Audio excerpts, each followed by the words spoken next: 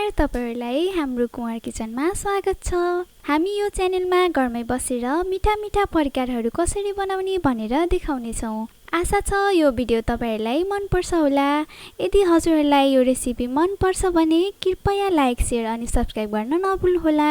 त्यसो भए आजको रेसिपी सुरु गरौँ है त। आज म हजुरहरुलाई घरमै बसेर बजारमा पाइने जस्तै मिठो रेसिपी चटपट लिएर आएकी छु।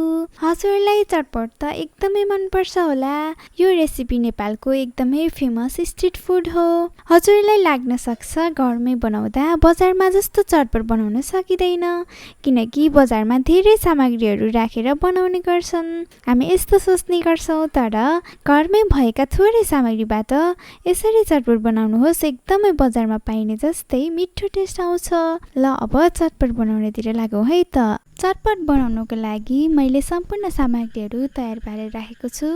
मैले एउटा चाउचाउ लिएको छु, त्यसैगरी मैले एउटा दालमोट पनि लिएको छु, त्यसैगरी मैले आधा बन्दाकोपी काटेर लिएको छु, त्यसैगरी मैले एउटा काँक्रा पनि काटेर लिएको छु।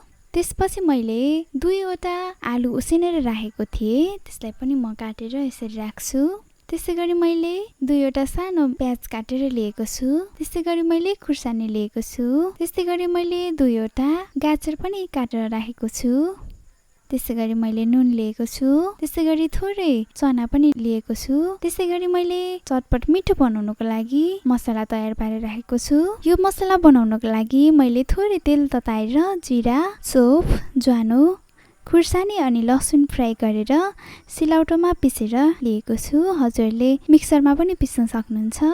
त्यसैगरी मैले भुजा पनि लिएको छु। अब म एउटा ठुलो बाउलमा तयार पारेर राखेको सम्पूर्ण सामग्रीहरूलाई पालैसँग एक एक गर्दै राख्छु।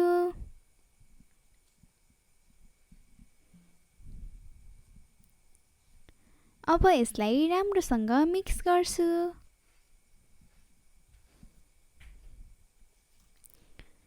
साथै अमिलो बनाउनको लागि मैले चुक राखेर राम्रोसँग फेरि पनि मिक्स गर्छु। यदि हजुरहरुसँग चुक छैन भने कागतीको रस पनि राख्न सक्नुहुन्छ। ल हेर्नुस् त कति सजिलो तरिकाले थोरै समयमा नै हाम्रो चटपट तयार भयो। हेर्दा पनि एकदमै खाउ खाउ लाग्दो भएको छ। यसरी बनाएको चटपट एकदमै स्वादिष्ट पनि हुन्छ। हजुरहरु पनि यस्तै मिठो यम्मी रेसिपी चटपट बनाएर नास्ताको रूपमा खाएर परिवारसँग रमाइलो गर्नुहोला। हजुरलाई यो रेसिपी कस्तो लाग्यो त? कृपया कमेन्ट गर्न नभुल्नु होला। हामी यस्तै यम्मी रेसिपी लिएर फेरि पनि आउने नै छौं। आजको लागि यति नै। भिडियो हेरिदिनु भएकोमा धेरै धेरै धन्यवाद।